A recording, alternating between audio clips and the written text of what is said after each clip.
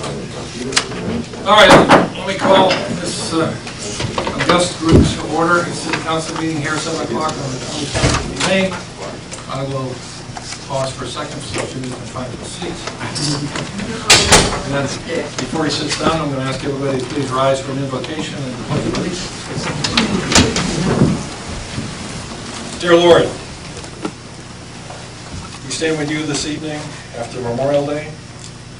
We ask that you remember all those that came before us, our families, our friends, and all those that served our country so that we may live in liberty on this wonderful island. Please guide all those who visit us this summer so that they may enjoy our beaches and waterways and return safely to their homes. Also in our prayers are the men and women who serve this nation in all the corners of the world. Please watch over them and protect them. Amen. Pledge allegiance to the flag of the United States of America and to the republic for which it stands, one nation, under God, indivisible, with liberty and justice for all. Right about now, I'd ask Marie to read the rolls, but Marie is not well, so we're going to ask Emily, are you ready for that? Yes. Councilmember Harrington? Here. Councilmember Ward? Here. Councilmember Burkworth? Here, she's going outside the box. Councilmember Buchanan? Councilmember Vitelli? Here. Councilmember Loftus? Yo. Councilmember Carroll? Present. Councilmember Ferencz? Here. Administrator Tucker? Here. Mayor Kernan? Present. Attorney Halverson? Here. All right. You're flexible. Yeah. All right, next item, reading journals of previous meetings. You have in your possession regular meeting minutes from April 29th and the public hearing of May 20th. You have a motion to approve. Second. Motion to approve. Seconded. Any corrections, additions, deletions? Unheard. All in favor, please say aye. Aye. Any opposed? All right, motion carries. Citizen comments. We're up to this point on our agenda. Any citizen wishing to address council at this time? Yes, please. Just state your name and your address. Yeah. My name is Dean Murray, Unit 207 at the Ocean Inn on Pavilion Drive. Just wanted to make some comments about, I thought the police this weekend did a good job with controlling everything out here. The only problems we're seeing now, from we live right there at the Ocean Inn, it's now we got people jumping the city fence and cutting through our property over there, going to the store, and then jumping back over the fence, handing beer over and everything. So I'm not sure what can be done as far as signs or anything on the other side of the fence or anything, but I mean, it's hard to stop something like that, but now people are jumping the fence. Jumping the fence? Yeah, jumping over the fence and cutting through our property to the Scotchman right there. Then cutting back through and just handing their beer over the fence and then going back over. So I don't know what can be done about that, but we appreciate if somebody would maybe try to address it or something. I don't know if there can be a sign, don't jump the fence. Well, you're assuming these people can read, but sorry about that. That's fine. I mean, if they walked around, what are they saving by jumping the fence? 50 yards, 100 yards? Yeah. Huh. I mean, we don't have any no trespassing signs up or anything. Our HOA decided not to go that route, but I mean, like I said, now it's just getting a little bit out of control with people doing that. So I'm just concerned about that. So. I'll ask the chief. Did he put up a sign that says something like electric fencing? Charge him $5. He could put the sign up. He doesn't have to electrify. All right, thank you. Anybody else wanting to address council? Unheard? All right, we'll move on to reports of standing committees. I'll report on the Ways and Means. Marie has been under the weather and we don't have minutes, so I'm going to do this from my notes. So if I miss anything, please, nobody's ever bashful, so they'll correct me if necessary. We heard from we met on Tuesday the 20th. The first item of our business is we heard a presentation from our Charleston Visitors Bureau, both the Deputy Director and the Chairman of the Board, telling us what the Visitor Bureau is doing overall and what they're doing specifically for the beaches. And they're doing more than we anticipated, so I'm feeling good, and the results have been shown the last few years, and I expect the results will continue to grow from the Charleston Visitor Bureau. And I'll record some of that when I tell you our tourism information. We heard from our treasurer. Our revenue currently is at $6.7 million year to date. That's 82% of our budget, and we're currently 107% of prior year's revenue collections. That's all good. The property tax is, as I'd say, on schedule. We do not anticipate receiving more than what we have budgeted, and we're going to be down to the wire the last month, hoping to get the last payment that makes us equal to our budget. Our expenses after 10 months, which would be 83% of budget, are currently running at 78% of budget as opposed to 83%, so we're below on our expense line, which is good. In our tourism-related accounts, our municipal accommodations tax through April, in April we received $40,000. That puts our year-to-date performance at 7% over prior year, which again is very good. The state A-tax, we received the second quarter payment, and therefore after 3 quarters, from the state standpoint, we're at 8.2% over prior year. And our hospitality area, the food and beverage industry on the island, through April is running 13% over prior years. So our tourism accounts are still strong and moving forward, getting ready for the summer season. We've had very little activity in our projects, so there's nothing really to report there. We moved on to old business, where we had a long discussion on the marina, what the Real Property Committee was doing, what the tenants down there have come back and proposed now. And what we decided to do is basically stop, take a better look at the plan for the entire marina, have a, instead of going into actions and spending, we're going to do a real workup on what is the plan for the marina long-term. We're going to involve the Planning Commission in that initiative, so we have real horses on the ground, so we'll have both the Real Property Committee working with the Planning Commission and the tenants that are there now helping us put together a plan in the next year that is beneficial to the residents and the people that are using the marina. We moved on to review our FY15 budget details. Changes have been made by a number of the committees from our prior activity, and so the budget was reviewed in detail. A lot of concern I can share with you about future years beyond FY15, but can we sustain the level of activity we're currently doing relative to our fund balances. We're dipping into our fund balances and our tourism accounts in particular to sustain ourselves during FY15, but the budget is balanced and will come out that way, and I suspect will be better next year, and we'll have a good look and see what changes there are. I know we were asked in Ways and Means to have staff look at our current plan is to amortize future expenditures for major capital equipment, both in public works and fire in particular, and to fund 100% of that under an amortization schedule, such that when we get time to need that piece of equipment, we have the funds available. The request was made that maybe that's too rich for our blood, maybe we ought to be funding only 75% or some other percentage of that, so that we're not dipping into some of our other funds and pledging it as we have. So that'll be ongoing in the next series of months.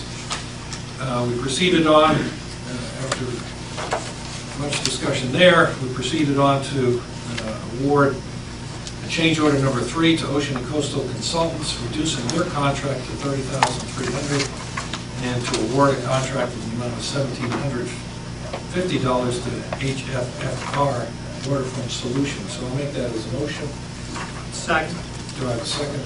So this is basically an award of the contract for $1,750, which we normally wouldn't be bringing here at council, but since it is principally a change in the contract with Ocean Coastal Consultants, I think it's all wrapped together and a good thing to do. Any questions, Jim? Where is it in the budget?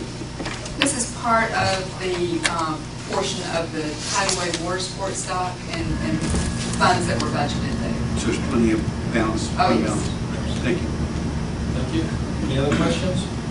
All in favor of the motion, please say aye. Aye. Any opposed? All right, motion carries.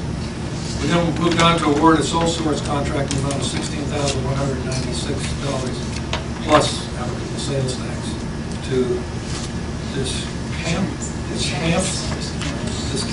Mat Systems for FY14 budgeted purchase of Moby mats to be used at our beach access points. In our budgeted FY14 amount was $25,000, and this is a motion to spend $15,196. All right, a second? Second. Motion and second. Any discussion on the Moby maps? All right, all in favor, please say aye. Aye. Any opposed? All right, motion carries. Thank you. We went on to consider a number of other items we're not going to be taking up tonight. We considered part-time position for a city mechanic. We also considered some wage range adjustments from various personnel in the city, but those are back to the Personnel Committee for further development. And we discussed the expansion of the Phase 2 drainage, particularly the Powell Boulevard crossing, as it works related to resurfacing. And we'll be dealing with that in our next Ways and Means Committee meeting, since the resurfacing of Powell Boulevard has not gone ahead. So that was good news. On our agenda tonight, we have consideration of award of contract for message boards. We have taken bids from that. Yes. You want to go through the results? We took open bids on May 21st. We received 2 bids. The apparent low bidder is St. Clair Signs. They are represented with us here tonight in the amount of $38,164.36. The next lowest bid was $22,000 per sign for a total of $44,000. And the amount that was budgeted in the FY14 budget was $35,000. So the low bid is a few thousand over bid. Okay. Do we have a motion to award a signed contract? Silence. I'll make a motion for purposes of discussion because I think we'd like to ask the gentleman in the audience some questions about that. I'll second it for discussion. Okay, we have a motion and a second. So, you have questions to discuss?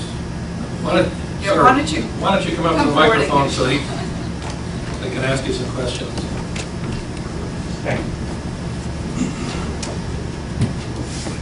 Again, Rusty Harris from St. Clair Signs. I appreciate the opportunity to be with all of you this evening.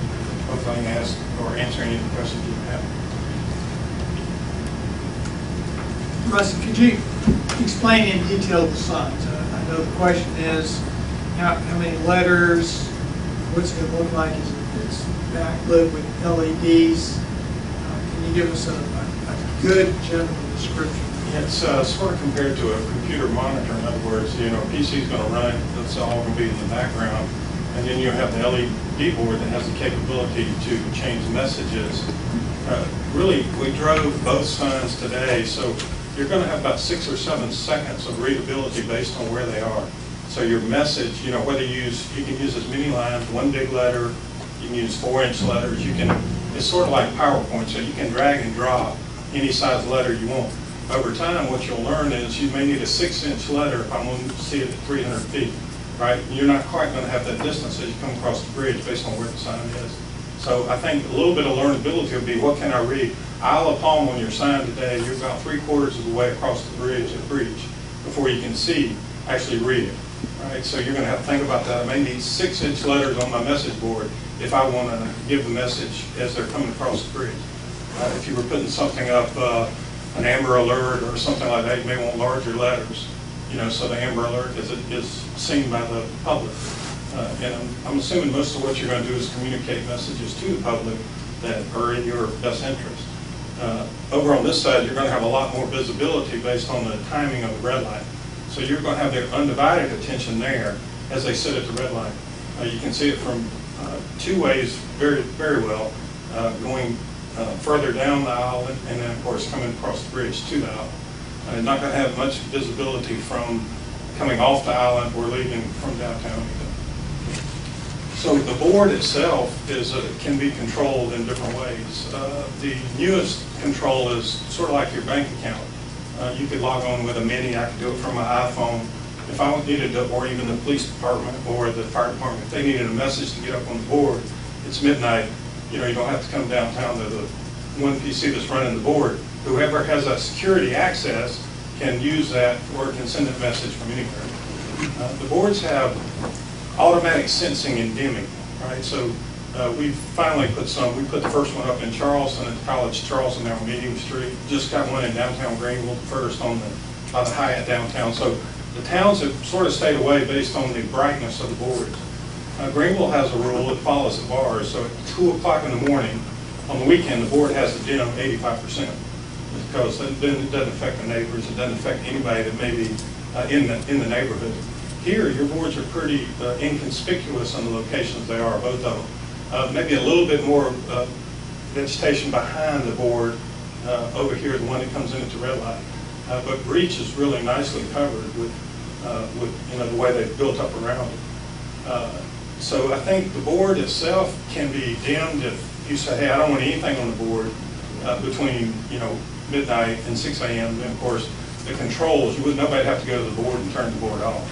The controls, whoever is the controller of the board would be able to do that through the software. All your programming is done online, so you have the capability to program your message from there. You can have different access points. If you had your one administrator and you didn't have total control, they could have that. But if you had others that may need control, just like your login to your bank, you could give others different controls. You may allow others to write the message, but you want to be sure one point of contact is who says, okay, that message is ready, it's approved, send it. Then you've got scheduling on the board. So, if you were thinking about, well, what are we going to do for the month of July, you could already have that schedule of programming ready for July. Right? So as things come and go, you can go ahead and schedule that. You don't have to wait till, the day you want it or what. If you're thinking down the road, I know there's a lot of events that go on up here, and if you're trying to show that to the public, to get people to it, things like that, and you'll be able to pre-program the sign at any point. And again, somebody will ultimately have control of that board to say, this message is approved, I want it to go at, 10 o'clock today, I want it to play for 5 hours, or I want this board to play every Tuesday. You can have different slides. We suggest you have some default stuff that, if your message is, the key is don't keep it, you want to change it, you don't want it static. I've noticed messages on the board up there today, I'm not sure how long they've been there, but the key is to keep that message fluid, that people on the island are able to read what's coming up, what are the things that they need to know. The newest thing is the Homeland Security now has the capability to put Amber Alerts on your phone. I don't know if anybody's seen them here, but if you're in the area or the locale where the Amber Alert takes place, your phone, that message comes automatically to your phone. These boards are now capable, again, it'd be your administrator allowing that to happen, is capable of those Amber Alerts going directly to the board from Homeland Security. We're the first. Yes, sir. Question I've been asked by several residents. This is a harsh environment. How do these boards, signs handle that kind of abuse or climate? Well, they're designed to run in extreme temperatures up to 140 degrees. That's just the way the whole design of the concept. It's an outdoor board. It's going to get rained on. It's going to get heat. Again, the one in College Charleston, we've never had an outage because of heat, temperature, or rain like that. So it's just the coating. I sent some information earlier, I believe, Amy, on the type of coating we use. From the green perspective, what we use to keep the coolness of the board down. It's sort of enclosed in a box, and so everything's covered. But just everything we do to try to keep, the manufacturer does try to keep that heat down, because heat is a major problem. You can't get them overheating. I don't know if you ever laid your phone out in the sun on a boat or something for a while, and sometimes it'll come back to have overheated, and you gotta let it cool down. We've never had that issue, even in extreme areas like this. So it's just in the design that the people understand it's got to be out there in the weather. It's got to have that. There are some that we've had to that we've had to add additional fans to, inside the box to keep it cool. But down here so far, everything we've done in the lower part of the state, we have not had to do that. Some people think it would be too commercial to have an electronic sign in a little town like this. Well, you do have a beautiful, quiet town. I love this place. I've been coming here 56 years myself, so my family has a place on Sullivan's Island. Me and my brothers have a place on Wild Dune, so we're up here 6 or 8 weeks a year, and we love it. So I don't think, and I think it could get to that. I don't think where your signs are, it's going to be that commercial. You're already there with some signage, and again, the brightness can be controlled, through the programming of the sign. You can say every night, you could program a slide to dim down, or you could say every night I want the board itself to dim 75% or 85%. Sometimes you have to play with the dim switch to know exactly how much you need. But both of those areas, right, even coming across the bridge at night is pretty bright. In the same way coming back from this way, it's pretty bright out there. So you're not going to have a lot of residents back there, I don't think. And you're not going to be playing video on the board. Again, it's going to be a message board. And when people come across and they see it, I don't think the distractions are going to be there because you're going to have a message up 6 or 8 seconds, and then it's going to change. It's not like I'm playing a video and I want to watch the video run across it. You could play a video, but that's not the intent of the board. Is to get the messages across, I assume. The thing that was attractive to me was the ability to put out safety messages. Yes. To be able to not only Amber Alerts, but rip tides and other events going on that are safety related. We can get the message out quickly. Right now, we can't move quickly other than by word of mouth or by an officer's hand or the fire department throwing up signs all over the island, etc. So that's what is appealing to me more than anything else, frankly. Well, and I think technology helps you there too, as far as again, I could have a PC here, that one PC controls both boards. I still have to get to here to change that message. Where now with the new cloud concept, you can change that message from anywhere. You could be at home saying, hey, the weather's coming in. I can remember way back when Hugo came through, you do need to get some message up. How long is the island closed? Where do you pick up your permits? All that kind of information is what the public needs. And it is easier to do that. Now, my other fundamental problem is it's very expensive. I'm sorry, Sam? It's very expensive. The boards are expensive. Did we do something in our bidding process that took the price up? Is there a way we can get the price down? I'm not trying to negotiate. Yeah. No, I understand. I think the design, staying within the island concept, right? If you look at the other signage around the area, you stayed with the Carolina pine and those kind of things. Well, that treated the way it has to be treated down here is not cheap. Now, we could put some steel up. We could do it a little bit different, but then to me, it's going to be more commercial. It's going to stand out against everything else you have down here. So I do like the design that it stays within the island mentality. What is the actual diameters of the electronic portion of the sign? And when you talk about brightness, is it a white background with black letters, or is it, what's the contrast? If I can answer part of that, I believe the size of the sign itself is comparable to what we have there now. That's correct. The electronic portion Right, that's is right. comparable to what we have now with the manual. Yes, ma'am, that's exactly what it It's is. a white background with black letters? It won't be, it could be anything you want it to be, right? In other words, it's a board that you could say, I want a white background. White's not the most common. Normally you got red letters on the black background. But you could say, I want a white background with blue letters. I mean, that's just like a Word document. I can make my letters anything I want. The standard board becomes a black background, small LED lights. We use 3 color lights in ours to make the colored board, to make it color. And what is the fabrication of the actual electronic portion of that sign? Is it a plastic base? Is it a It's all polyurethane base? steel. It's all steel. So you've got a steel box that then you project on. Well, it's actually more, if you think about millimeters, what happens in a sign is, if I'm running 75 miles an hour down an interstate and you look up at that sign, that could be a 65 millimeter, which means the lights are, approximately this far apart. The smaller the millimeter, means the closer. If I'm walking in town, I probably need a 10 or a 15 millimeter because it'll look blurry if it's up close. So your boards, they're 20 millimeters, so they get tighter as it comes down. So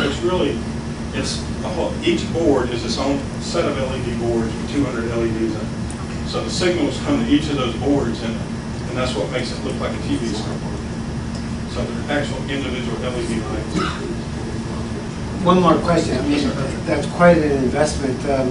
What is the guaranteed life, warranty life, and what is the expected life of the sign? Our board comes with a 5-year parts and labor warranty. So you won't have any issues. You'd have an 800 number, you pick up the phone and call and say, hey, the sign's not working for the first 5 years. The lifespan of this average is 15 years. Thank you. Steel box. It's been said on all bombs that we have a harsh environment, a soft air environment. I look at everything under my house and my car, and it just gets corroded a lot faster than the expected lifespan. Do you have anything on the beaches? And this is a two-part question because you talked about the commercial look. I always pick commercial / Myrtle Beach. We've got a lot of comments about the sign, and as you own property out here in that property on Sullivan's Island, it's kind of a low-key area. We have an ordinance against backlit signs, and it kind of, to me, kind of commercializes the look of Alabama. So, lifespan with the stalled environment, and then the commercial / Myrtle Beach look. How can you help? And again, to me, your location helps with most of that, just based on the, we're not lining the boulevard with them. As you enter into one of the two areas, it's in that inconspicuous location where you're talking not necessarily to the people on the island, but the people that are coming on the island, right?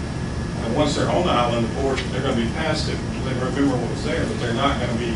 You're not going to be riding up and down the street like Myrtle Beach. They're going to be everywhere. I don't know if your thought process is that, hey, this could be the start of everybody owning one, then it does become a real commercial item. In my mind, this is more of a safety communication with the public. What do we need to get out? And especially during bad weather times, what messages, as people are coming back, or, you never can control when a hurricane's coming, but you can't control when you want people off. How's that message being sent out to them? That's not as much commercial. If you had a Coke commercial come up after your message, that's going to be a lot different, Jimmy. But here, you're going to be giving an island message. You're going to be talking about what goes on here on the island. I can't think how many times I thought about, hey, we're going fishing this morning. What's the tide time? What are the high tides, low tides? That kind of thing. And that's just, again, that's some of the nice to have things. That's not talking about what the fire department and the police can do, as far as communicating. And we're putting them with fire departments all over, just because of and even the warm seasons, the burn. When can we burn? When can we water? I don't know if you have restrictions down here now with the water, but over the years we've had tough times with the water. So it also gives you those messages.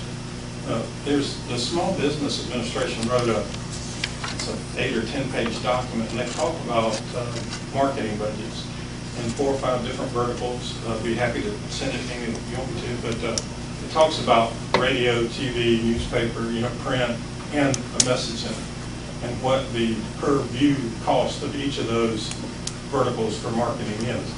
And even though boards are expensive, their per visibility or per view is lower than any of the other verticals that small business did the article on. It just, especially here, I can imagine what the traffic count is. You guys may know, but I'm sure it's a tremendous traffic count coming through there.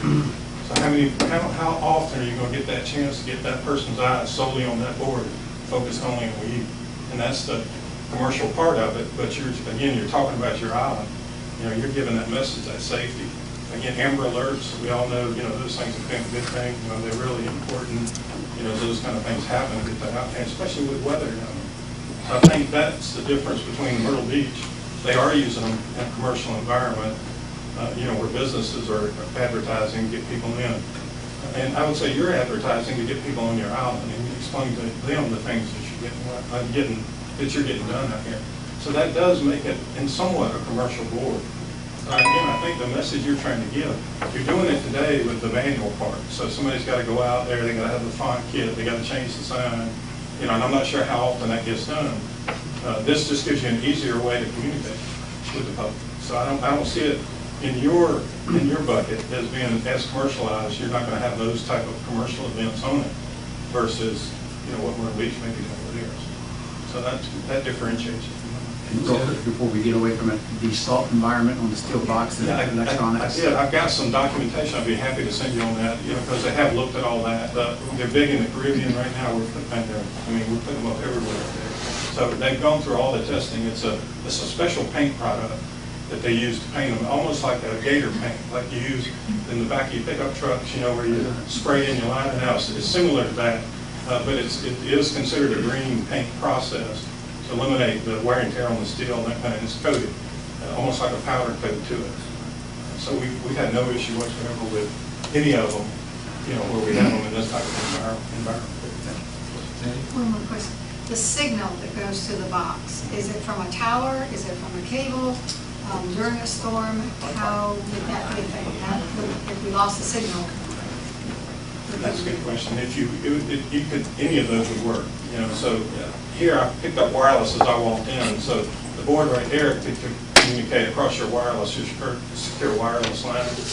This one up here may have to have a cable bit. So whatever is the most secure method for you. Banks were real big in the beginning, not putting them in a bank, security and those kind of questions always come up. But the security system now is so different. I think we know anything can be hacked, but again, the security meets all the requirements of the banking environment to be sure that it's secure.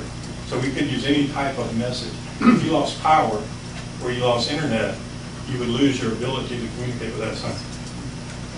That's whichever way we did it. In a major storm, we may lose that ability. Yes.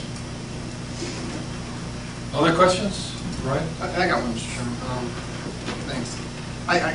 After seeing this, after going through this weekend, I did see where the need for an immediate change to message board would be appropriate. Like traffic coming onto the island was not allowed to go straight because the lots were full, and we're trying to redirect. And a lot of people had no idea what was going on and why the police officers were stopping them from going to the beach. Something similar to that would help out. And as manageable as this is, or the way you can put the letters up and make it look, like you said, like almost like a PDF or like a Word format, you could theoretically almost recreate what we have out there right now, the size of the letters, the fonts, everything, make it, maybe even the colors and everything, so people may not even know there's been a change, besides the fact that the message changes in front of you. But with like anything, when I go out and buy a car or something, I like to give it a drive first before I dump, nearly $40,000 on it. Mr. Mayor, I wasn't aware that they had these down here at College Charleston. I would like to go down and just kind of take a look, see what it looks like. And we do have a demo we pull on a trailer too that we'd be more than happy to bring in and set out for you to see. One other thing we did include in the proposal was a 3-year program to help you learn it. Right? So in other words, whoever had that responsibility would work with our group. We would never have the right to put a message on your board. Right? That's not what we do. But as far as programming, and then it's sort of like your bank again, you would say, this is the slide I want, and then our programmers would put it out there, and then you would make a decision, yes, we want to use it, or no, that's not quite what I want. You may try it and say, hey, that color's not good, I need to change it. So for the first year, we're going to help with that, and some, about 8 slides a month we're going to do for you for free to give you. And once we give you those, it's, it belongs to the Isle of Palm. It belongs in your library, so you would never lose those. If you're doing something seasonal like Memorial Day or something, you'd have it for the next Memorial Day. I like Ryan's suggestion. That would be to take no action tonight, but to get an address at the College of Charleston. Where else did you say there's a sign? You said we could bring one. Well, we'll bring a portable one too, but I like to see one at actual. We can get around. They're actual. I can give you a list of locations where they are. Well, reasonable radius. We don't want to go too far. Yeah. College Charleston. There are some other boards down here. some of the other communities around, even North Charleston now has them. Right, Charleston's still not allowing boards in there. North Charleston is now allowing boards.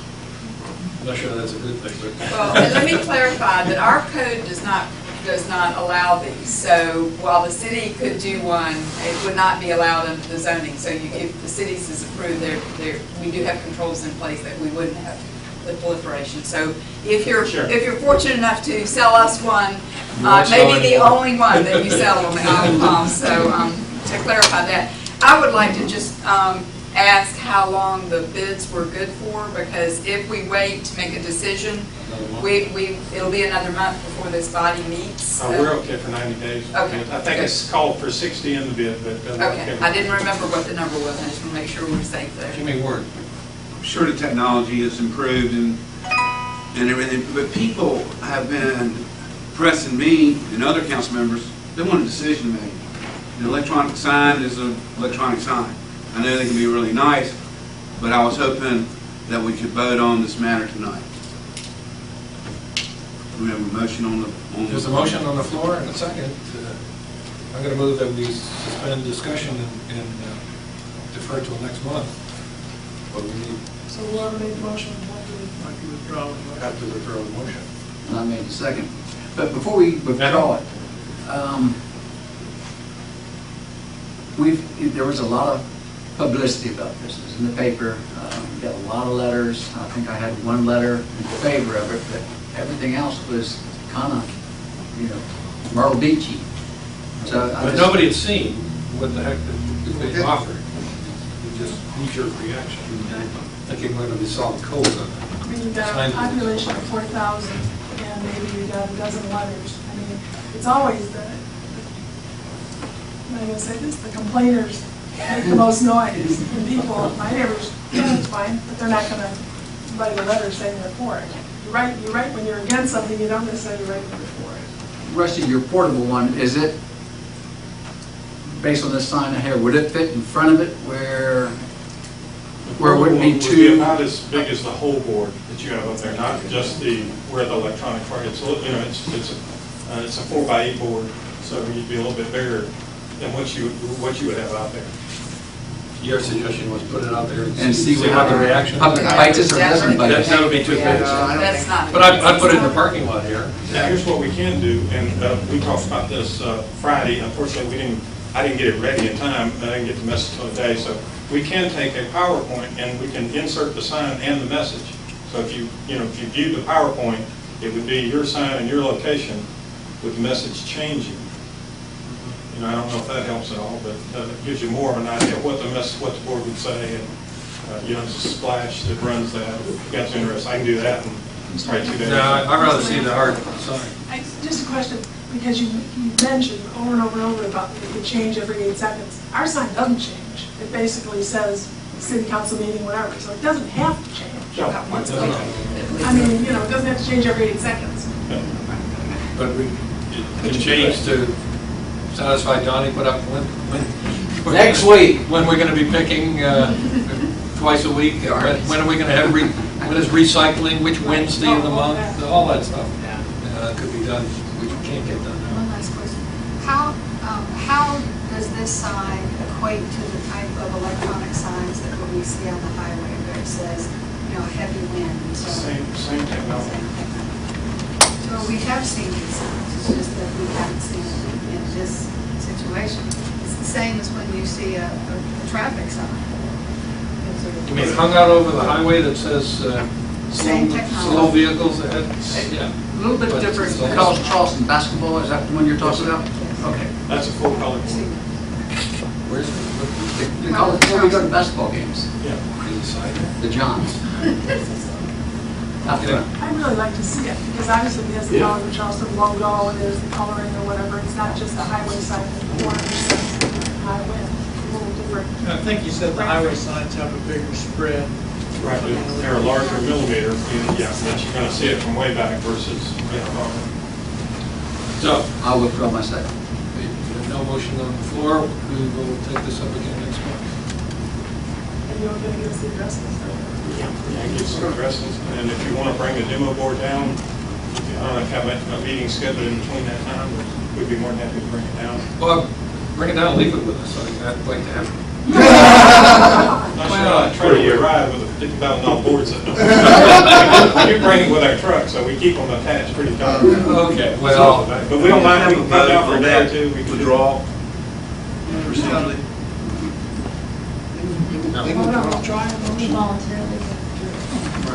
Well, I just want to state that I was totally against delaying the vote.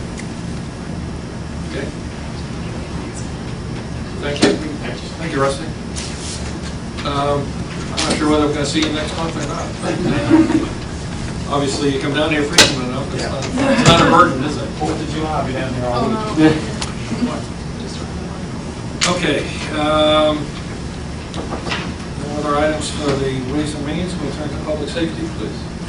Thank you, Mr. Mayor. Public safety met 10 o'clock Tuesday, May 6th. All members were in attendance. Under old business, of course, we discussed the budget again. Discussed further. Ways and Means Committee is full council.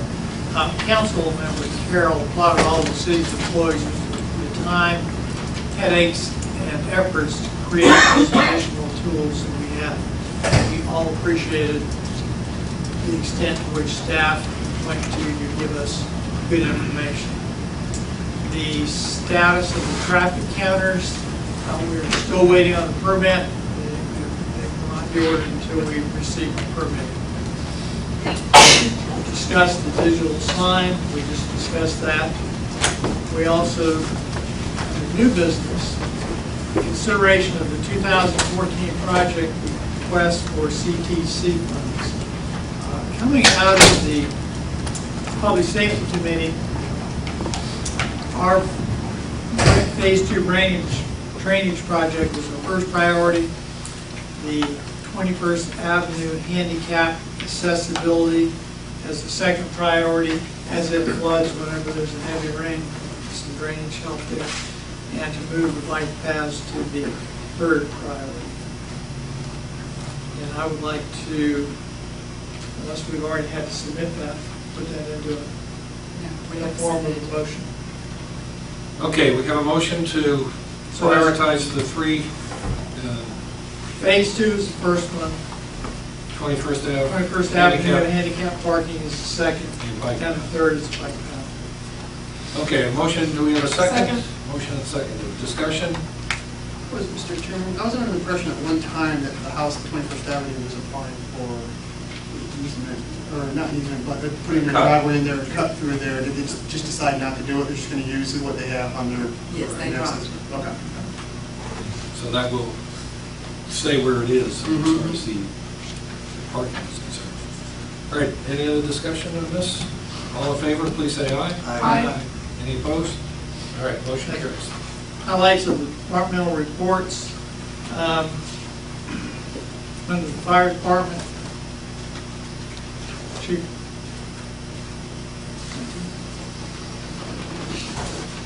Explained with the meeting so early in the month, your staff hadn't yet done the report. However, I do have the report. I'll just, in general, say that summer is here.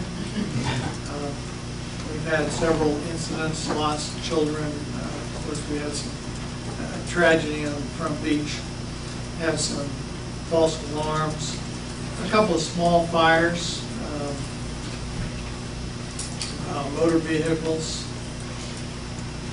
Had three boats taking on water at the Morgan Creek. We helped pump those out. There was a boat stuck near Breach Inlet, and by the time we got there, they had already called someone to come and help them. Calls for what? 89 calls. 34 of those were EMS calls.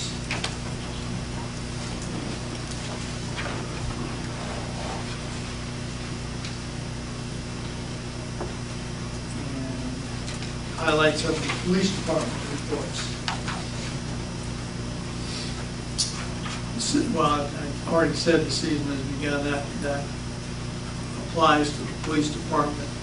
Also, there've been a couple of larcenies on the beach. Going to the beach, please make sure anything you take that's of value is secure. And by secure on the beach, that probably means someone needs to be sitting there in close proximity to it. In fact, we had one case in which someone was at the beach, took a bag, car keys in the bag, so they went a step further and stole the car. Just need to take care of that. There's a thing with golf carts. Some of the keys in golf carts will fit like golf carts.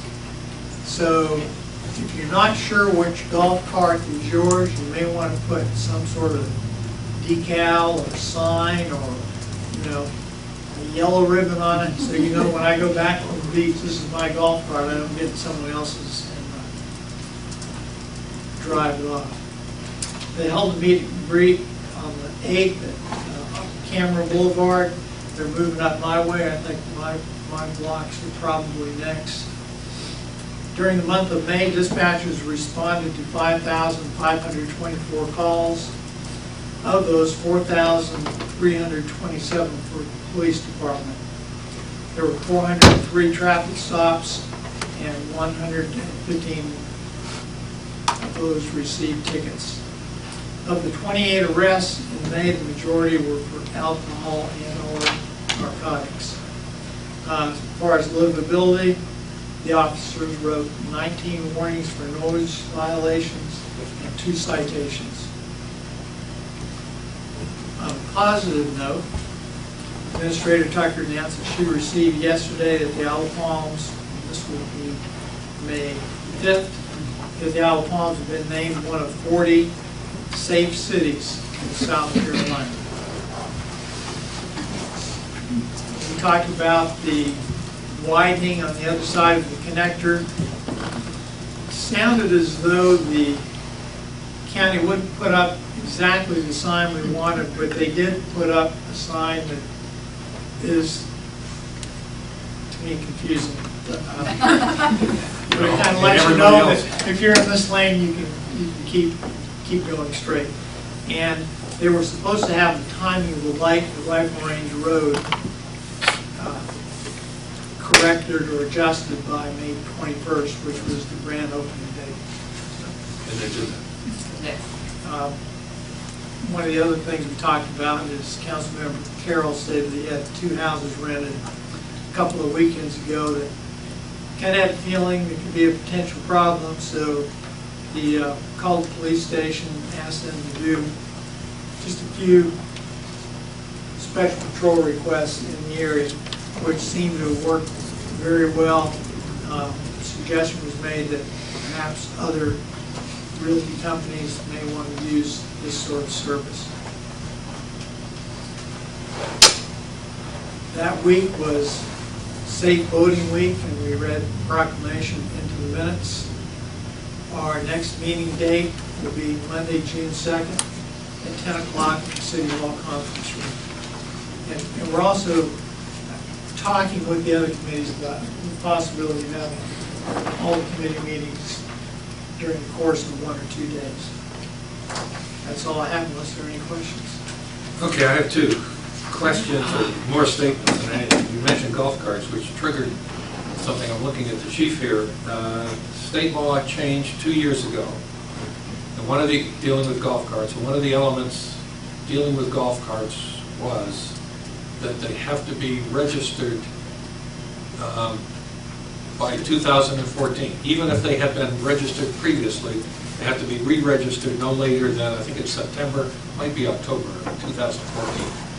So you may be, your golf cart registration is good for 5 years, but you could have a window there where you think you still can wait till 2015 or even 2016 to register it again.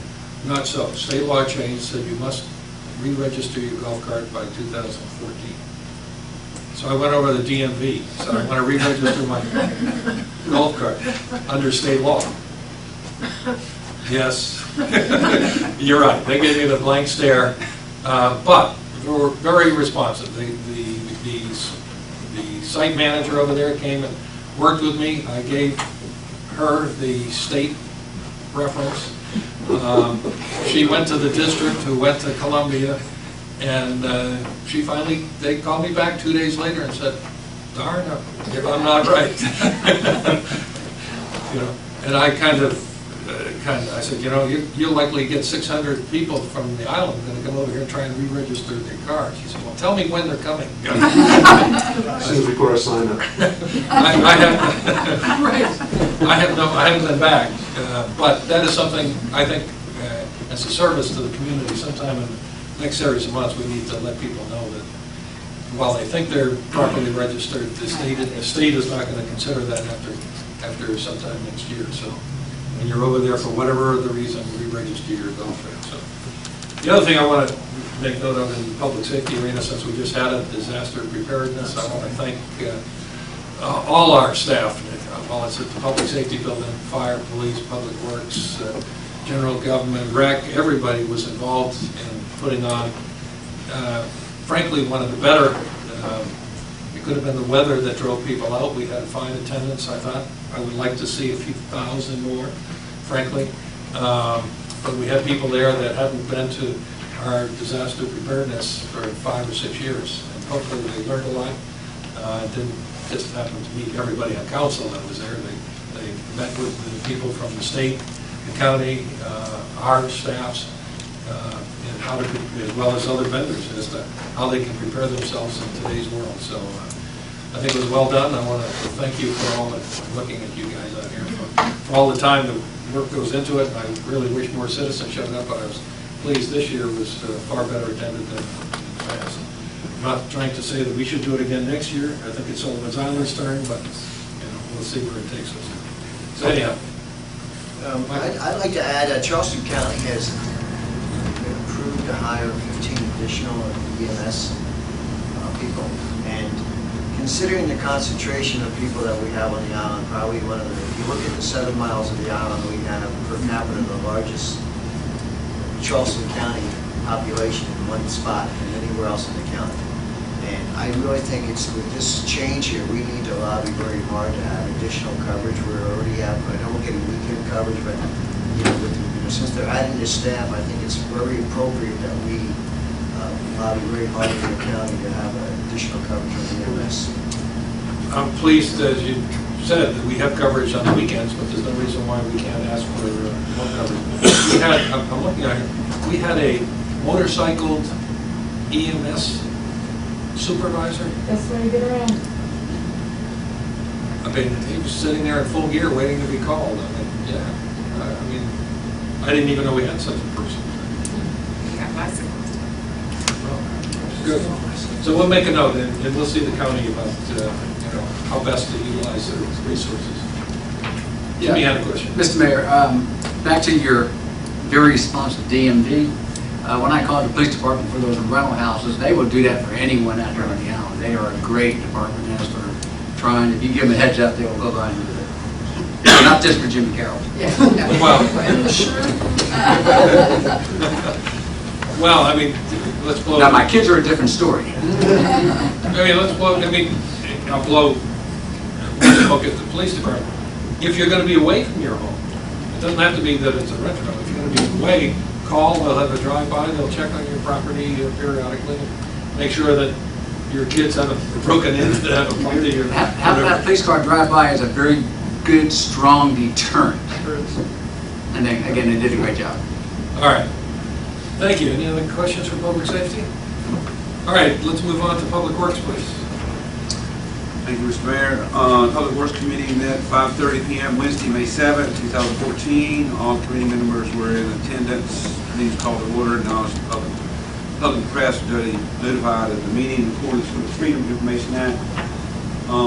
Previous month's meeting minutes were approved. Director Pitts gave his report, and the main thing he had to report to us is the island's getting busy. The focus of the work in April was on island cleaning around their typical task at Public Works. Debris was up over 42 tons, meaning many of the island residents were cleaning around their homes. A little bit of overtime was incurred, pumping the avenues at the north end of the island and hazardous household materials recycling on April 26th. Big news, Administrator Tucker announced that the director had become grandfather for the second time today, May 7th, 2014. Granddaughter was born at 11 a.m. Administrator Tucker receiving a phone call from a Mrs. Sims who was coming across the island about 3:30 or 4 p.m. when she met, I don't have the date, but when she witnessed CDL driver Rob Graham basically saving the lives of a lot of people with his actions driving a garbage apparatus. Mr. Graham was returning from the yard via Hunting Neck Boulevard. A woman was driving in the wrong direction on Hunting Neck, and there was a line of traffic behind Mr. Graham. He was able to stop and avoid hitting her and get her stopped. She was completely turned around from where she needed to be. In addition, she got her vehicle turned around and got her headed in the right direction. According to Mrs. Sims, he was barely able to stop. If he had not been able to do the job he had done, there would probably been a 3 or 4 car serious pileup. One of the vehicles was a completely filled concrete truck. Rick Pitts will write this up, recommending some type of recognition for Mr. Graham. But Mrs. Sims went on and on that there was nothing less than miraculous what he had done. Here, here. Then most of the 2.5-hour meeting, the great majority of it was working on the budgets, looking at the budgets and capital and operating budgets. I just got a couple of highlights, and I'm not going to go into detail with it, but we need to move on. We were talking about Administrator Tucker went to the fund balance rollover schedules and directed attention to the first column entitled Assignment for Capital Projects, which shows the amount added in fiscal year 15 is $577,333. The Administrator explained this amount fluctuates because the schedule modified each time assets replaced. This is on page 3 of the meeting of the minutes. The chair stated he thought this was a good idea originally proposed, but he voiced concern that the city can afford to continue to put aside such large sums of money. He noted that in 2 years the fund balance has gone from $2.2 million to $622,000. We talked about adding of the new firemen. The chairman asked how much they would cost if it turned out to be down the road, not this year, but next year or whenever, what it would cost and what the millage would increase would be. And the administrator said it would be $440,000 and it equals about 2 mills. Councilmember Friends voiced a lack of understanding to the $180,000, which is now $203,000, to be paid from the general fund to capital projects in the fiscal year 15 budget, when at the same time the city's tapping the tourism fund by nearly $600,000. Fund balances for recent years have always been significantly higher than $1 million, and this is not a good trend. On page 5, that fund balances are going down dramatically, especially in the tourism-related funds. Councilmember Friends indicated she found it difficult to explain to a resident property taxes was going to increase when the city is saving such large sums of money to use later. The councilmember added she was not advocating implementing the process, but suggested signing what is absolutely needed. Councilmember Loftus moved away from the capital projects budgets to voice his opinion of the fact since 2007, the operating budget had increased from $6.2 million to over $9 million, a 45% increase. He was alarmed at that number. Councilman Friends summarized the discussion that the city should investigate whether it can afford to continue to put away as much savings as it does now in this current year, where the city can afford $180,000 capital projects. There was much discussion about the city marina and $175,000 in the budget for that. And I felt like it's not in minutes, but there's a lot of concern from the Public Works Committee, every member that's been studying this budget in detail, and we just felt like there's a lot of places that need to be cut. We understand that millage increase is not necessarily on the table this year, but it definitely will be in the future if we keep spending at the rate we're spending. Several other places that Councilmember Loftus asked what happened when one particular line item went from 2011 to 21,000 to 43,000, and we're just spending so much more money.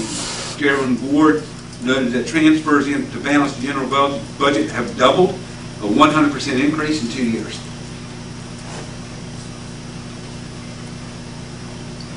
Councilmember Law just reiterated the city's spending double the inflation rate.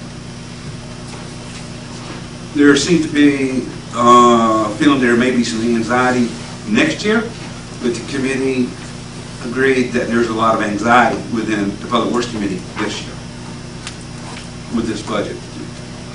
The calculated cost of personnel and benefit costs of fire department is at $2.1 million, and for police department is $1,561,000. Then we went on a discussion of NPDES, and it has to do with public works building improvements that we have to address because the city's out of compliance and it's not going to be cheap to do this. There were several alternatives listed, and that's on page 9 of your minutes. I will not list them now. We had a lengthy discussion about this.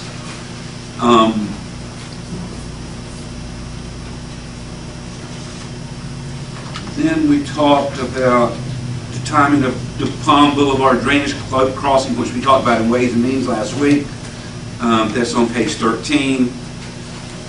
Update on Charleston County recycling, which we all know is they're out on the beach now. So there's discussion about front beach lighting, about what we're going to do about that, and we talked about meeting with SC&G. The week after that, this meeting, that next Monday, Emily and I and Douglas met with Westy and Westmoreland down on the front beach about the safety issue. There is no lighting down there. And we'll give you a full report after our next meeting, which will be held at 5:30 p.m. on Wednesday, June 4th. The meeting was adjourned at 7:55 p.m. Okay.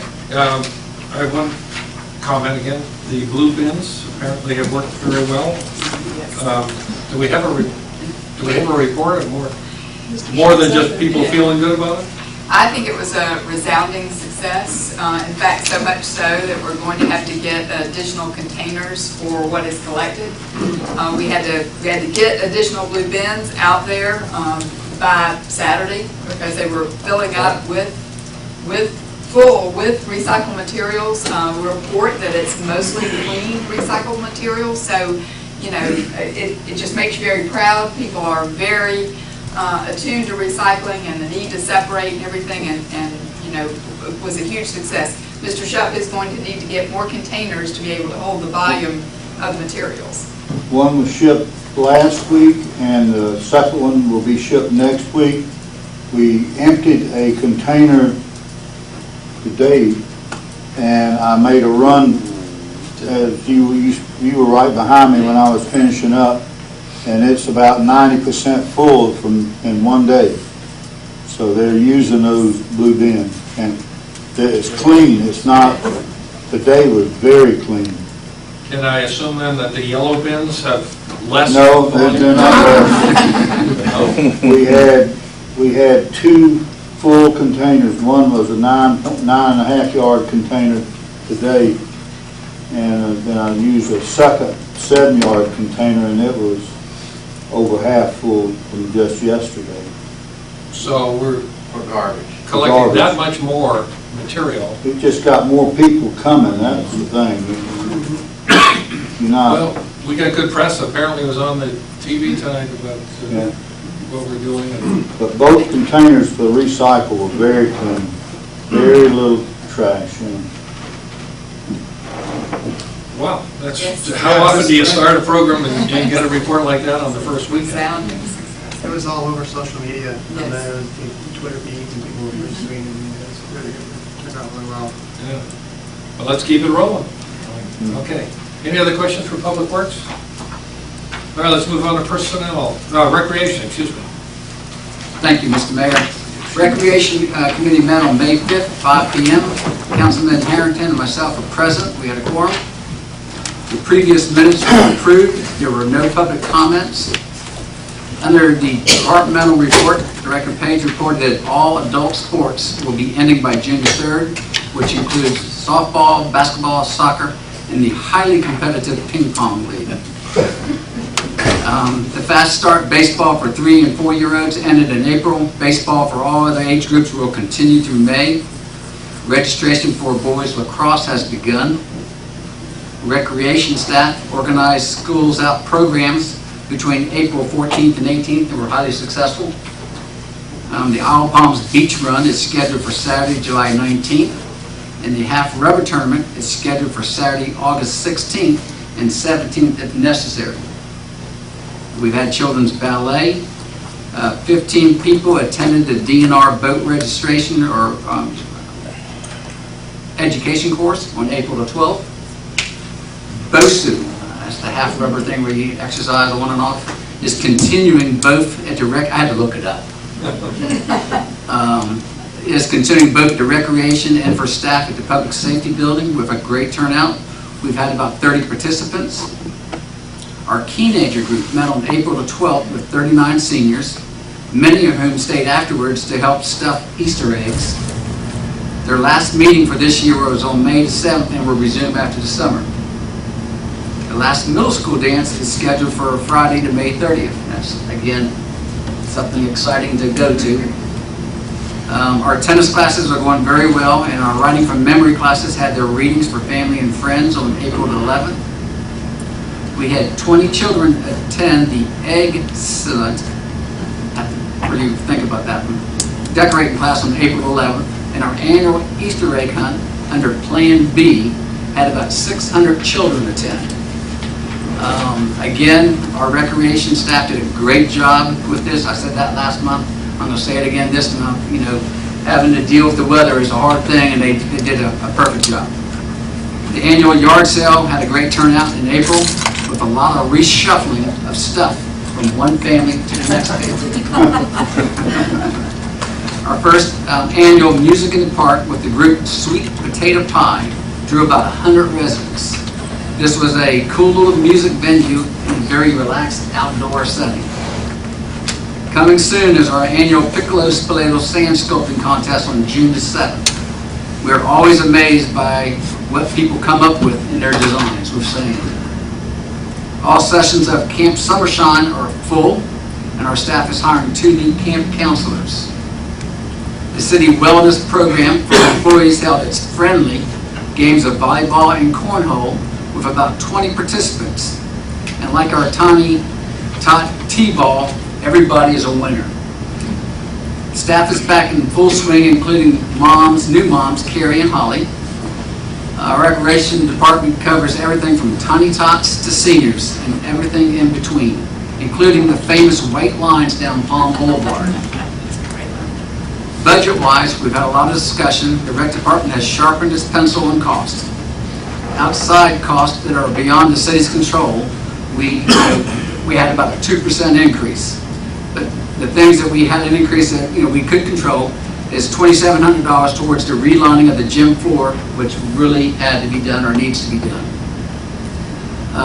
Slight increases in part-time wages due to increased activity in programs. This is a good sign for our rec department. People are using it. On the capital side of expenses, we've had some purchases that will only happen with failure, such as scoreboards and HVAC systems. We have some upgrades to the current security camera system and a computer. There is a need for rehabilitating the multi-purpose baseball and softball field, which is going to cost about $100,000. A lot of discussion about that, but Director Page felt it needs to be done, and she was willing to pull half of its cost from the building fund to do this. There was no new business, and our next business meeting is scheduled for Monday, June 2nd at 5 p.m. That ends my report. Very good. Questions for Rec? I will say that the Music in the Park, I was there, I know you were there. It was very well received. Like you said, very low key, people could sit in the shade. I'm not sure whether the musicians felt good about it. They did. And Norma Jean's nodding back there. But just a very pleasant time. I mean, I'm not sure how many more, one a month or one every other week. No. I would like to see it continue. I think but I would recommend we keep something like that going ahead to whatever time period you can cause it to happen. Great. It's really good. All right, Personnel Committee, please. The Personnel Committee met on Thursday, May 1st at 10 a.m. The minutes of the April 10th meeting were approved as read. There were no citizens' comments. We went then on to old business, and the first was the status of gathering wage ranges from other local governments and recommending changes. Councilman Patelli voiced the opinion that the Ways and Means Committee should be made aware of the information gathered and subsequent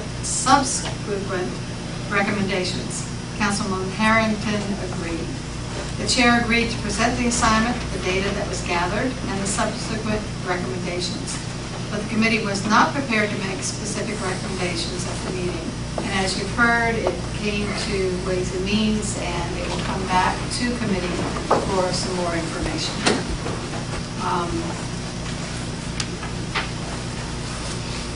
We then went on to the status of staffing citywide, which has become a regular agenda item, so that we're always kept apprised. City administrator stated at that meeting that nothing had changed since the last month, but as of this afternoon, she reported we have no vacancies in any departments other than the police department, where we have several BSOs that still need to be hired.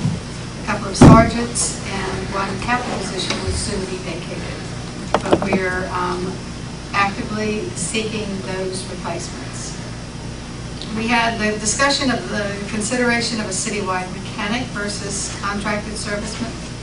Councilman Harrington was of the opinion that this position has been more than justified and should be included in the FY15 budget. It was brought to Ways and Means where it did not pass. We were updated on the progress toward a new citywide employee evaluation tool, which is another one of the projects we're working on. This project is still in progress, but we can report that instead of finding a ready-made tool, staff is creating their own. It will be presented to the committee for review in the next months. No further progress has been made on the city administrator's evaluation tool. The discussion of the strategic plan and comprehensive plan, we discussed since the committee has so much other work to do, the chair suggested that the subject be deferred to a point in the future when there is time to be dedicated to it. Councilman Patelli moved to defer the discussion on the strategic plan. Councilman Harrington seconded, and the motion passed unanimously. Then we went on, as every other committee did, to the discussion of the FY15 budget. There is a great deal of time spent discussing various lines of the FY15 budget with no reductions pertaining to personnel costs or operations. Rather, there are possible additions for part-time mechanic and wage rate changes to be discussed at Ways and Means, which I've already mentioned will be deferred to another meeting. Under new business, we had a discussion of training reimbursement, which Councilman Loftus had asked us to look into. After an extensive explanation of our reimbursement policies by our city administrator, Chair Ferenz summarized that the city has mechanisms for training reimbursement for tuition and for police academy, but conflicts with labor laws prevent the city from pursuing reimbursement for EMT training. And so that was not brought forward. Then we had a discussion of the fact that there are vacancies on the boards and commissions. Administrator Tucker stated that the Personnel Committee will need to make a couple of mid-year appointments. There is a vacancy on the Code Board of Appeals, which meets very infrequently, one vacancy each on the Board of Zoning Appeals and the Planning Commission. The committee will still be looking to make new appointments beginning in August for January 2015. For the June meeting, the committee will be supplied with information on the candidate pool that exists for board, commissions, and appointments. Our next meeting will be 10 a.m. on Tuesday, June 3rd. There was no executive session meeting, and our meeting adjourned at 11:38 a.m. Our monthly safety winners, under General Government, Emily Gersben, Police Department, Shana Crockett, Public Works, Russell Roper, and Fire Department, Joey T. Timing's everything. Okay. Thank you very much. Last month. In-house joke here. All right, let's go on. Any questions for personnel? All right, let's go on to real property. Thank you, Mayor. Real Property met on May 6th. All members of the committee were present. Under new business, the cleanup was complete on the Carmen R. Bunch Park, and there's the discussion with Charleston County on building an access road to the park at no cost to the IOP. The next step would be a construction of a sign and having a dedication to the park to Mayor Carmen Bunch. Water sports stock is complete and tidal wave is fully operational. Consultant John Schaefer, we talked about his addition for $17.50 that's a discounted rate, by the way, for his services. So we got a deal for a change, which is good. Good. We also had a presentation by John Tarkany and John Schaefer about the marina and ideas that the tenants were as far as improving the entire marina complex. A lot of discussion went on as far as estimates of what it would cost to do different things and parking and consultants, and we invited the consultants to attend the Ways and Means Committee and talk to council, which took place. We also voted to identify specific funds, and we rolled them together, and it's $175,000, and it's called the Marina Site Enhancements, a new item on the budgets. This committee also had extensive conversations about the 2015 budget and long-term capital plans related to the releases. The big issue right now is that since the city acquired the marine in '99, there's not been a clear understanding of the responsibility of what the city is responsible for and what the tenants are responsible for. Example, big ticket items like replacing coolers or POS systems. Both the Marina Store and the Morgan Creek Grill would like to have a clear understanding of the tenant city obligations of these items. And it's also an issue because it's part of the budget issue. On one specific discussion was that there's an important need to replace a walk-in freezer at the Marina Store, and the committee voted to allocate $10,000 out of another fund to cover that, and remove monies from the fuel dispenser, so we'll be moving forward to replace the walk-in freezer. Next meeting is set for June 4th at 5:30. June 4th or June 3rd? I have it on. Wait. I thought you changed. I think we changed that meeting in the minutes. I'm sorry, it should be June 10th. Well, that's Excuse me. correct. Sorry about that. June 10th, if that was. June 10th. That needs to be corrected. Minutes of June 3rd. I know, it should be June 10th.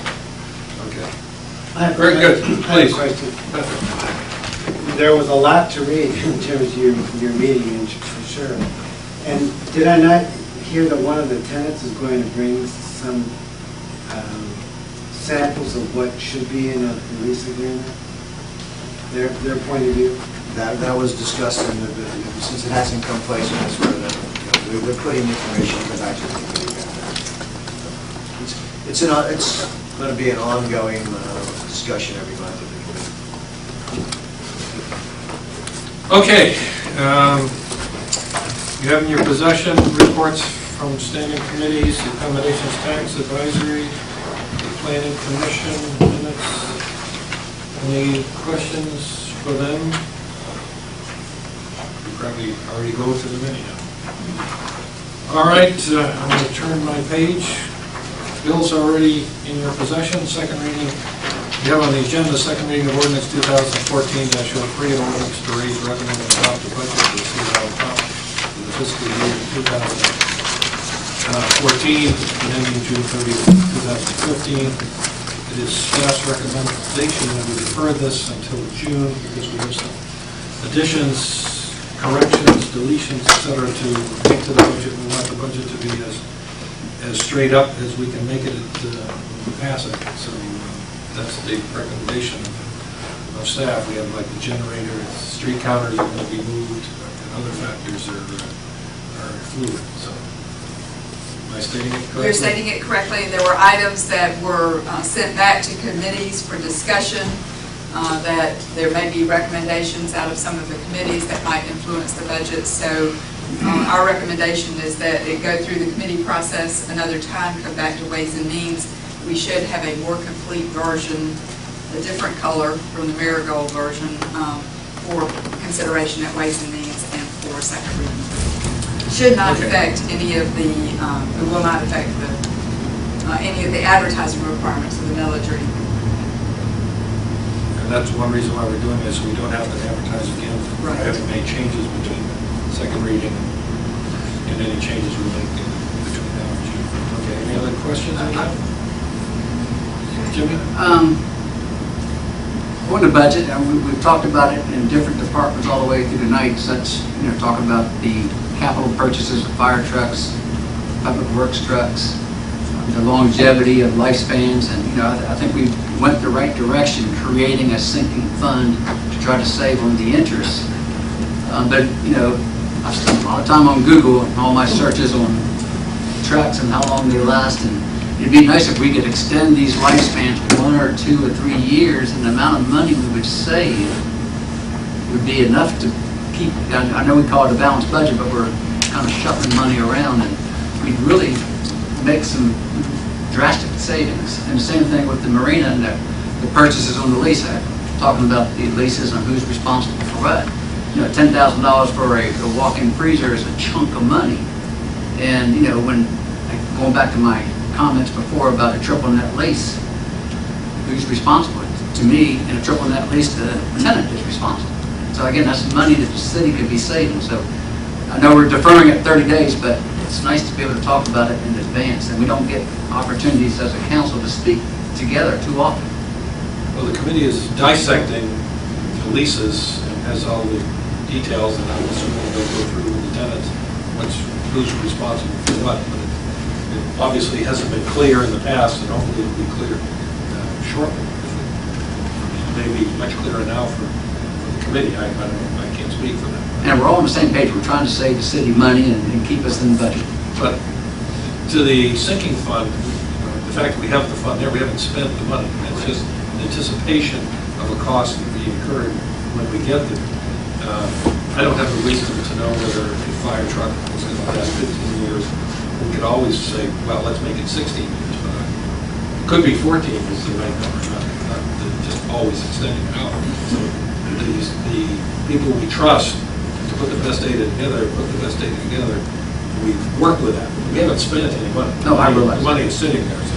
Well, and I know that you all don't have the benefit of having the Ways and Means minutes in front of you, but there were quite a few assignments that were given at Ways and Means to staff related to the budget, and we need time to complete those assignments and come back to each of the committees that have purview over those particular assignments. And one of the things, as Councilman Carroll mentions, was the debt reduction schedule and a new look at a mechanism, and I shouldn't call it that, a debt avoidance schedule, which is basically our savings account. If there is a way we can tweak that so that the amount that we're having to save is not so dramatic from one year to the next. Great. Okay, Sandy, please. Procedurally then, at the June meeting, we will receive another budget that has been vetted again through committee. Correct. With any changes from those committees. Correct. That then can be put into the budget. And then at Ways and Means, that will be the last attempt or last ability of us to see everything and make any other changes. Can changes be made at that Ways and Means? Oh, sure. Okay, Sure. so there would be time to make changes after that.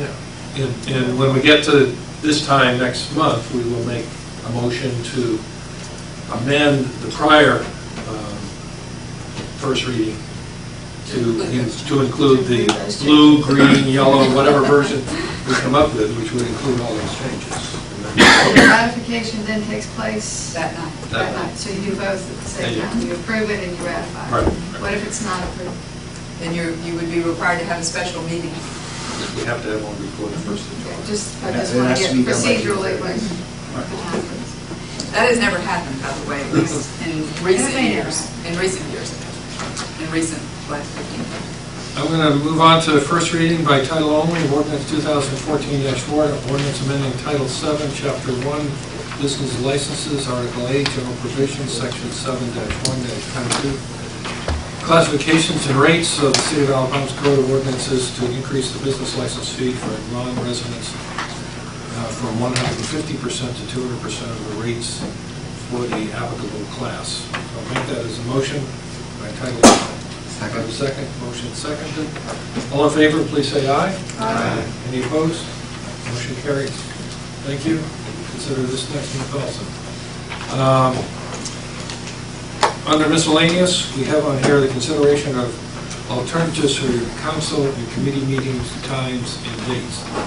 The discussion, I gather, at various committee meetings has been, is there a way we can condense the frequency, not the frequency of meetings, but the frequency of number of days in which committees and staffs have to get together. And we have 2 committees meetings or 3 all on the same day, things of that order. Am I stating it properly? That's correct. Has this has been through the ringer before? Right? It has been, keeps being brought up to me by various members of council, and also, I believe, if you read the minutes, I think it was Recreation Committee that was actually brought up in that committee, perhaps others as well. And it was both the consideration of the timing of committee meetings, and then also consideration for time of council meeting as to whether or not it would be preferable for it to be 6 as opposed to 7. And so, in an effort, one might wish to do regarding it, just next month on the 2nd, we have public safety at 10 and rec at 5. Then on the following day, we have personnel at 10. And the following day, we have public works at 5:30. And then we jump to the following week where we have real property, and then we start up again with Ways and Means and Council.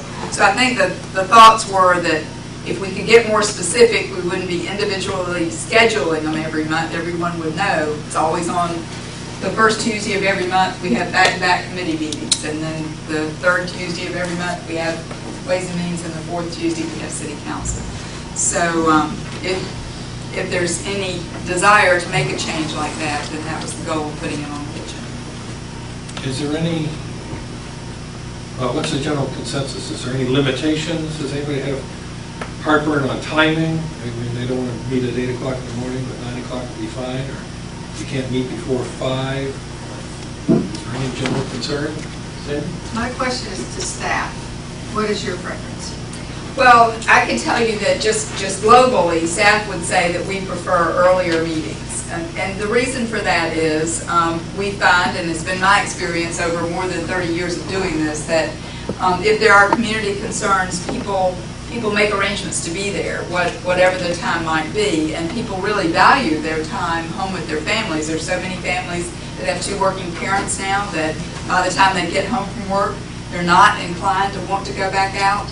A lot of people are staying very electronically plugged in these days, so they might watch it on the video but not be in attendance. So earlier meetings and meetings during the day certainly are a staff preference. The other benefit that we get to meetings during the day is that we have an entire city presence available and at our fingertips rather than a limited amount of city presence. If something comes up and we need to involve other members of the staff, they're right there at our fingertips to get the information. We are, subject to the will of council, so we will do whatever, council wishes. If you would like to continue as you are doing now, that is fine. We've certainly been doing it for a long time, but it seems like it keeps coming up to me from you all that there's an interest in doing something different. That it's hard always having meetings every month at a different time. Mr. Mayor. Silence. I brought it up at Recreation. I have friends who serve on Mount Pleasant Town Council, and they put it all on one day. And it just seems like for our staff, it's a very, very long day. After hours, to have everything within our building one day, one following another, or 2 days. We'd have the minutes done in advance, a lot in advance we could review them. I think it would be easy for our staff. I really value our staff in trying to get the information out there in a timely. Same thing with council at 7 o'clock at night. I look at our residents here, and there's not a lot. They're nodding off already. Yeah. And if we came an hour earlier, To me, it might be easier, but I'd like to see shaking heads or no shaking heads, you know, whether people like that or not like it. Certainly know it would be better for our staff at night. Okay, why doesn't everybody just send me your schedule limitations? In other words, if you can't meet on Thursdays, but you can meet any other time of the week, or if you can't meet in the evenings, you can only meet in the morning, obviously you can meet in the evening if you're here tonight. But any other limitations you have, and we'll try to put preferences, or yeah, not just limitations, the other way around. And we'll try and put something together for July. I'm not going to change anything that we've got in June, because people have a calendar. And we'll throw that out and see if it meshes once we've got it all together, to see what works and what doesn't. And if something violates your sense of order or something, we can always adjust. But we'll try to see what happens in July, and if it works, we'll try and improve it and do it in August, and then maybe we'll have a template we can work forward from there. Does that work for everybody? Just send me an email and let me know, A, what your preferences are and what your limitations are. So, thank you. and then we'll sit down and I'm not going to do it alone. I'm going to sit down with the staff, because I don't know how Pleasant does it, because if you, or maybe other communities do, when you have all the staff, all the council meetings in one day, that means staff is going from one to the other to the other. I mean, it's just going to be tremendous burden to get through everything all in one day. Preparation, let alone sitting all day long with us. And they have a much larger staff. Oh, they might have larger staff, okay, touche. Mr. Mayor, Please. can we make a decision on 6 versus 7 Right now? for city council? It's fine with me. I hear a motion to move to 6 p.m. So moved. Second. Discussion. Discussion, please. You want to discuss it? No. Yeah, if you want to vote. I thought you needed a second. No, I think I heard the second over here, Patrick. Any discussion on that? Move to 6 p.m.? I think we'll need to make an Yeah. ordinance change, but I that might be the advised direction them to do that that. we Okay. could do. Well, we can, we'll Go let ahead. you guys will clean it up for us. All right, all in favor, please say aye. Aye. Any opposed? One no. Okay. So when we're talking about July, so we'll start the ordinance process for the Right. June meeting. Okay. Right, okay, good.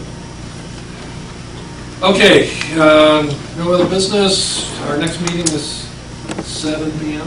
on June 24th. And I'm going to ask that we go into executive session to receive legal advice related to, I'm not going to go into executive session to receive legal advice. Not tonight. Not tonight, okay. Too late, motion to adjourn. We had a motion to adjourn. Motion to adjourn? Second move. Yeah. All in favor, please say aye. Aye. We are out of here.